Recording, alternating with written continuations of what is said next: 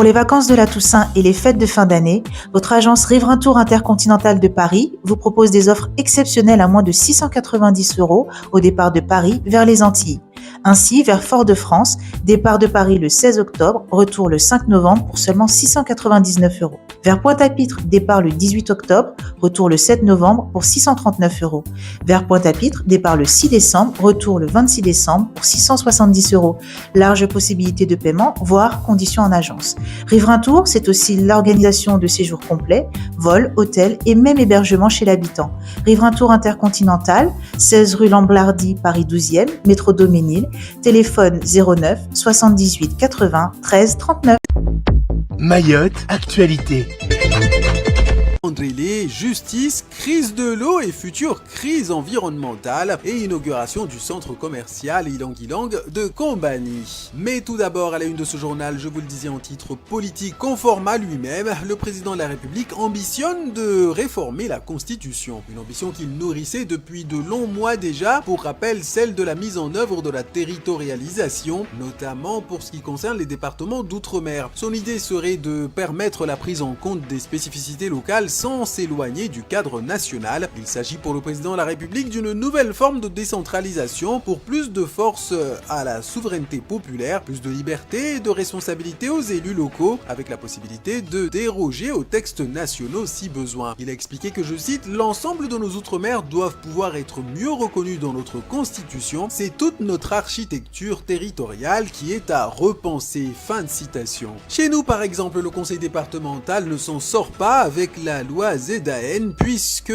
dans un territoire où tout est à construire, il est difficile de concevoir une zéro artificialisation des sols. Mais du chemin reste encore à parcourir avant que cette réforme ne devienne une réalité, puisque la procédure pour réformer la Constitution est assez contraignante. Éducation pour la suite de ce journal avec le débrayage des enseignants de la cité scolaire de Bandrélé. Hier, les choses se sont envenimées à la cité scolaire de Bandrélé et pour une fois, la situation n'est due ni à la crise de l'eau, ni au problème d'insécurité, mais les professeurs ont débrayé pour protester contre l'organisation pédagogique. Les emplois du temps ne seraient pas pratiques ni pour les enseignants, ni pour les élèves, ni pour les familles. Hier, sans communiquer avec les enseignants, le proviseur a modifié les emplois du temps pour tenter d'améliorer la situation, mais le résultat a été jugé pire que la première version, ce qui les a poussés à débrayer. Le rectorat a dépêché une médiatrice sur place pour tenter de trouver un compromis entre tout le monde. Il est possible que le collège et le lycée professionnel rouvrent ce matin. Toutefois, en ce qui concerne le lycée général et technologique, il faudra encore au moins 24 à 48 heures pour intégralement repenser les emplois du temps. La communauté pédagogique s'est réunie hier en assemblée générale pour décider de la suite à donner à leur débrayage. Justice pour la suite de ce journal avec la condamnation de Crocodile.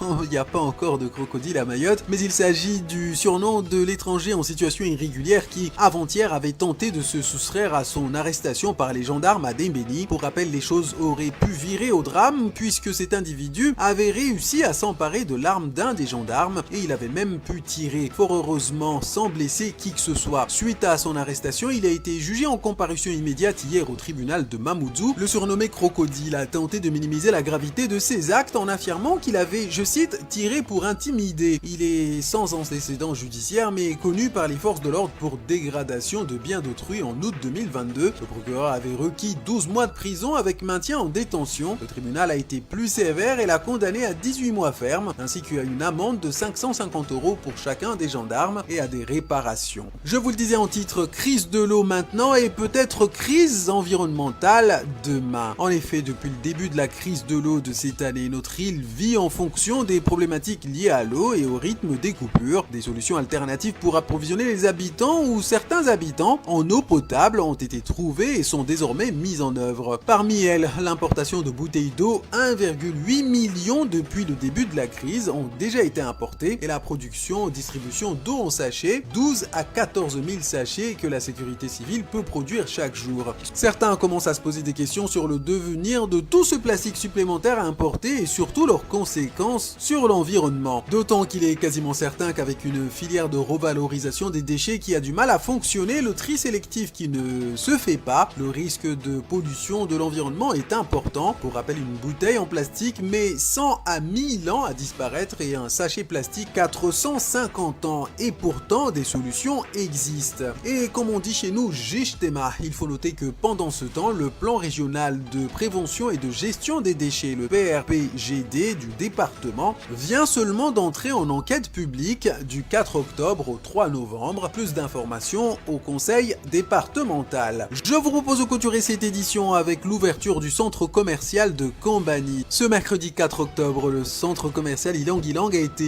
inauguré à Kombani en présence des élus et des acteurs du projet. C'est ce jeudi 5 octobre qu'après 24 mois de travaux, il ouvre ses portes au public et accueillera ses premiers clients. Des clients qui pourront désormais éviter les embouteillages interminables à Mamoudzou dans la mesure où désormais les habitants du centre pourront faire leurs courses dans ce centre commercial de 7000 m², intégrant un Carrefour Market, 15 boutiques qui ouvriront au fil des semaines. Un Monsieur Bricolage, un Cetam, Distrimax, Batimax et Pôle Emploi ouvriront quant à eux à partir de 2024. Le maire de Tingoni, ici la Mohamada, dit être en train de travailler avec le conseil départemental pour proposer des routes plus adéquates et fluidifier la circulation. Il est à noter que ce projet a permis la création de 130 emplois. Petite révolution dans le monde du sport à Mayotte, la fédération mahoraise de karaté devrait être dissoute dans les prochains jours. Les licenciés, alors c'est un communiqué, un lapidaire de la Fédération française de karaté qui a été publié hier pour dire qu'en raison de graves fautes de gestion et financière, la fédération mahoraise n'était plus affiliée à la Fédération française de karaté, que la Fédération française demandait sa dissolution. Alors bien évidemment, et vous le voyez sur le visuel, la photo qui est à l'écran, la jeune fille qui est en place numéro 2 sur le podium est une jeune mahoraise. Donc on a des licenciés, on a des champions, puisque là c'était les championnats de France de karaté. Aux Jeux des Îles, on a eu des médailles également, donc il y a à la fois des sportifs engagés, des licenciés, des clubs. Donc la Fédération française de karaté a voulu aussi rassurer les licenciés et les champions pour leur dire qu'ils seraient rattachés, comme auparavant, à la Fédération réunionnaise de karaté. Messieurs, c'est quand même extrêmement... Madame. Ah pardon. Oui, c'est vrai, en plus vous êtes très jolie. Donc je suis idiote, pardonnez-moi. J'étais dans mon truc, dans ma lancée. Madame, monsieur, c'est quand même ballot, quoi. Enfin, on entend toujours autour de la même chose. Ils font pas les bilans, ils rendent pas les comptes, ils font pas les AG. Ça me fait penser à la situation de la Chambre des métiers et de l'artisanat, qui pourrait très bien aussi en fait finir comme ça, parce que on a bien vu dans les échanges récents que ça commençait un peu, pardon d'être trivial, mais ça commence un peu à gaver tout le monde, quoi. Y compris en métropole, au niveau de la Chambre, au niveau national. La Chambre nationale. Ça commence à gaver tout le monde, cette situation. Et d'ailleurs, on a vu la réponse cinglante du président qui disait, mais attendez, ça fait des années que c'est comme ça. Comment ça se fait que même les factures ne sont pas payées? Et donc, effectivement, alors moi, je trouve ça triste quand même pour le karaté, parce que c'est une discipline quand même relativement récente à Mayotte, qui a eu du mal à s'implanter et qui était bien partie. C'est un peu, moi, ça me fait penser aussi à la montée en puissance du kickboxing.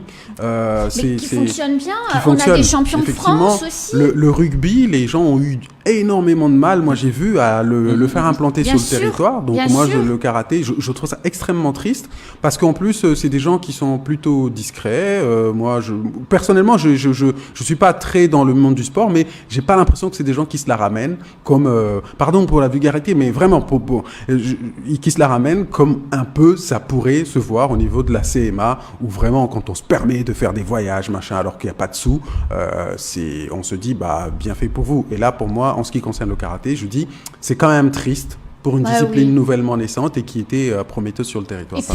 Moi, c'est pas une bonne nouvelle. Je rejoins ce que vous dites, Fatiou. C'est vraiment pas une bonne nouvelle pour le milieu du karaté. Heureusement que la fédération a dit que c'était rattaché à la Réunion, mais on a l'impression un peu de rétro-pédaler. Mais bien sûr, c'est un retour en arrière. Mais, plus globalement, le milieu associatif mahorais, on a des personnes qui sont réellement engagées sur le territoire et qui veulent mettre en place des actions par leur biais des associations, mais qui oublient oublie qu'il y a une volonté, mais il y a également une organisation, une gestion, et souvent on entend en fait ce genre d'histoire. Et moi, je voudrais passer un message en fait à ces associations qu'il existe des structures d'accompagnement sur le territoire qui sont là pour ça, pour les aider en fait à se professionnaliser, à grandir et justement à éviter en fait ce genre de déboires. Parce que c'est dommage, on a besoin de ce genre de structure pour pouvoir se développer, et particulièrement pour notre jeunesse quand on est dans le milieu sportif. Donc n'oubliez pas, on a des structures d'accompagnement sur le territoire qui permettent en fait de pouvoir vous grandir et vous professionnaliser. Et c'est vrai que faire une assemblée générale par an, faire un compte rendu, faire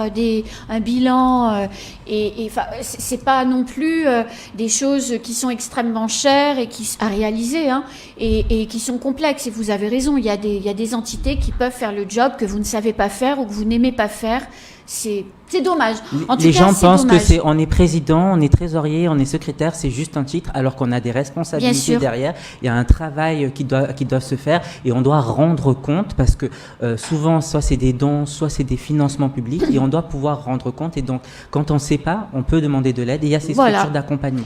J'ai l'impression que ça participe un peu d'une logique vieille et qui est assez bien implantée à Mayotte, c'est-à-dire que dans la gestion en fait de toute chose publique entre guillemets, eh bien, ça a toujours été perçu comme un jeu, notamment au niveau des associations. Et d'ailleurs, historiquement, les associations qui sont créées à Mayotte, il faut le dire, historiquement, c'est des associations qui sont intimement liées à tout ce qui est amusement, à tout ce qui est jeu, alors que une association, et ça c'est vrai que les gens ont du mal à se l'approprier. L'association des comptables, ils ne jouent pas en fait. Hein. C'est pas non plus. C'est pas. Ah oui, travail, bien sûr. Il y a des associations du monde de la banque, du monde de je sais pas quoi. Bien en fait, il y a des structures un peu dans tous les domaines. Et oui. Les gens, par contre, à Mayotte, en fait, on associe souvent le mot association à tout ce qui a trait à la culture, tout ce qui a trait aux amusements en général. Et donc, cette logique-là, j'ai l'impression qu'elle est perpétuée jusque dans la gestion de la vie publique, y compris quand les gens prennent des hautes responsabilités, quand ils sont élus. Et malheureusement, on retrouve cette façon de fonctionner qui est un peu, qui nous amène vers des situations comme le syndicat des eaux. O-News Radio sur outremernews.fr.